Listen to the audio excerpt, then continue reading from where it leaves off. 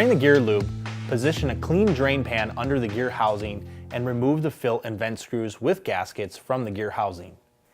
The gear lube capacity is approximately 460 milliliters or 15.6 ounces.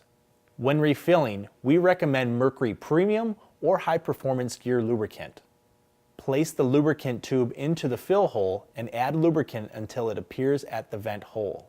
Stop adding lubricant. Install the vent plug and sealing washer before removing the lubricant tube.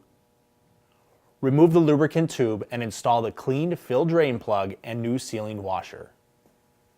To find out more information on changing the gear lubrication on 15 and 20 horsepower Mercury EFI outboards, refer to a Mercury Owner's Manual or visit mercurymarine.com and click on the Dealer Locator tab.